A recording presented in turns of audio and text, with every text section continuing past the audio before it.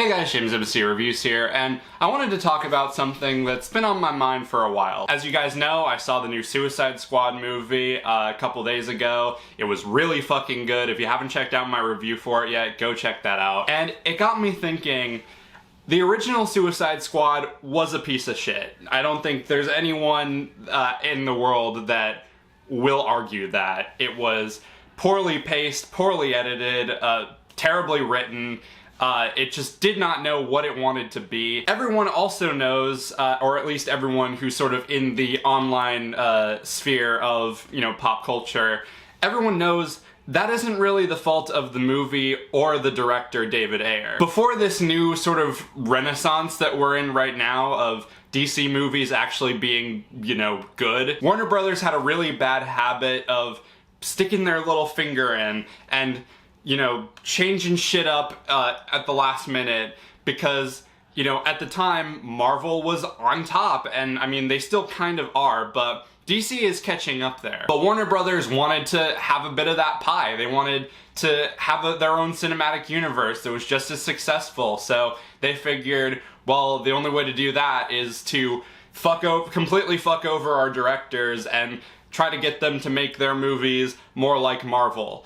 So, as a result, several reshoots and rewrites were done to David Ayer's Suicide Squad, and ever since then, people have been demanding to see his version of the film brought to life. And as much as I loved the James Gunn Suicide Squad, and as much as I think that that is probably the best Suicide Squad movie that we could feasibly get, I am more than open to seeing David Ayer's original cut. I think this idea has stemmed back from the whole debate of, studio interference and whether or not it can ruin a movie or improve a movie, and where do we toe the line between stripping a director's creative vision away from them or letting a director just run wild with no restrictions and just taking a gamble that it could either be amazing or it could end up sucking. And DC is kind of like the perfect poster child for this debate of studio interference versus creative freedom. Because there have been several DC movies that were dictated by the studio that were pretty solid. Shazam and Aquaman come to mind. I don't remember there being much conflict between the directors and the studio. They were pretty, clear in what they wanted to be. They were very cookie cutter, admittedly, but they were pretty good. They were really solid films. But going back to the Suicide Squad as an instance of studio interference not being necessary and completely ruining a movie, and going back to another movie that got a director's cut this year, Justice League, the original cut, I don't even think you can consider that belonging to any director. Like, I know a lot of people, point the finger at Joss Whedon because he's an easy target, and apparently he caused some drama behind the scenes and threatened to ruin Gal Gadot's career, but still, he's not completely at fault. The studio is still responsible for making all these choices and mandating them and everything like that. And even with the Zack Snyder cut, we were promised an untouched vision of what Zack had intended for the film, and even then, they couldn't help but stick their little finger in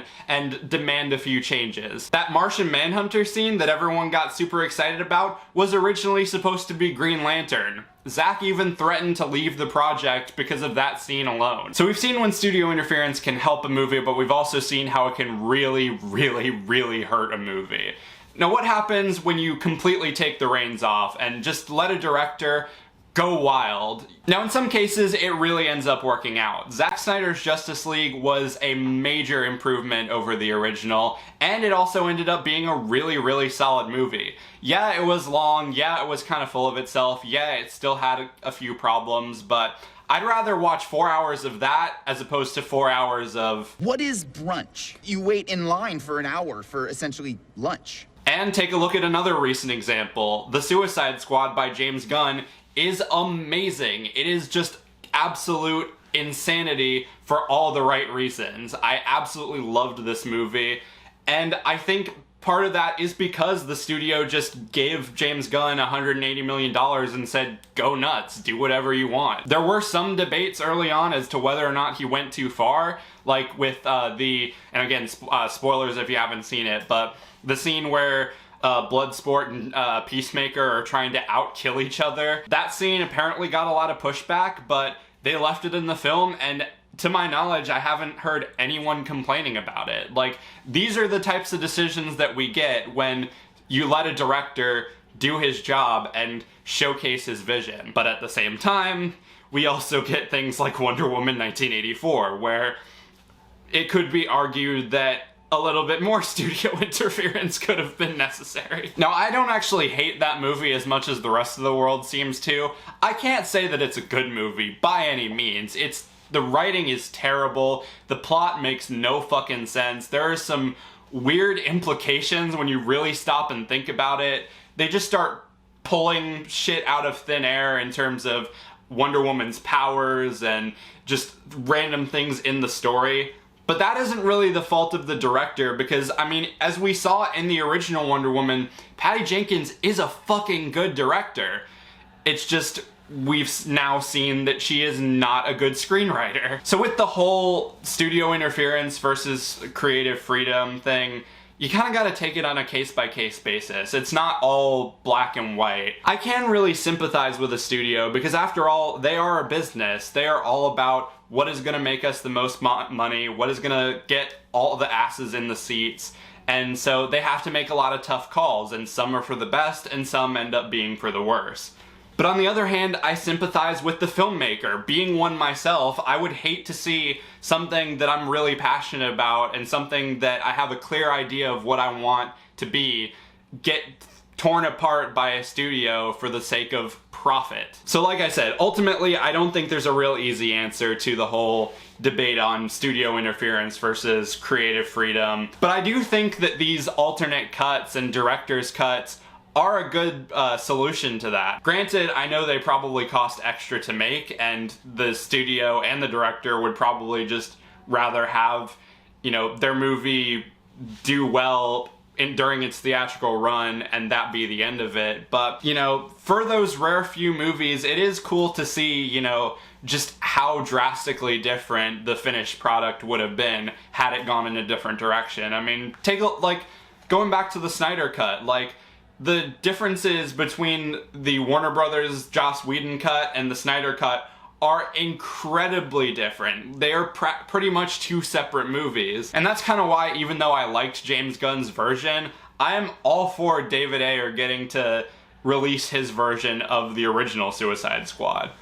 Will it be the better version if it ever gets released? I don't know, I couldn't tell you, but I can tell you one thing: whatever he had planned is miles better than what we eventually got. Ultimately, guys, I didn't really have a plan for this video. I just kind of wanted to talk about this for a bit because it's been on my mind, and also I saw on social media that people are planning on doing a massive social media like spamathon of release the Ayer cut, which I also have to talk about. If you guys are going to do that, please be responsible. Like I said, I'm all for David Ayer getting to release his version of the movie, and I fully support you guys on your mission. You guys got the Snyder Cut made. You've proven to me that anything is fucking possible. So go right ahead, but please be sensible. Don't start review bombing other movies with release the Ayer cut. Don't, like, bully the execs of Warner Brothers. Don't be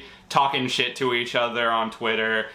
Ultimately, I know telling you to do all this stuff is just going to make you want to do it even more, but please try to be sensible. Because one of the major arguments against the Snyder Cut was, oh, this means that toxic fans are getting rewarded. And I know that that's not the majority. It's just the toxic fans are the ones that make the most noise. Yeah, if I can encourage you guys, I fully support, you know, you guys' mission to get the Ayer cut released.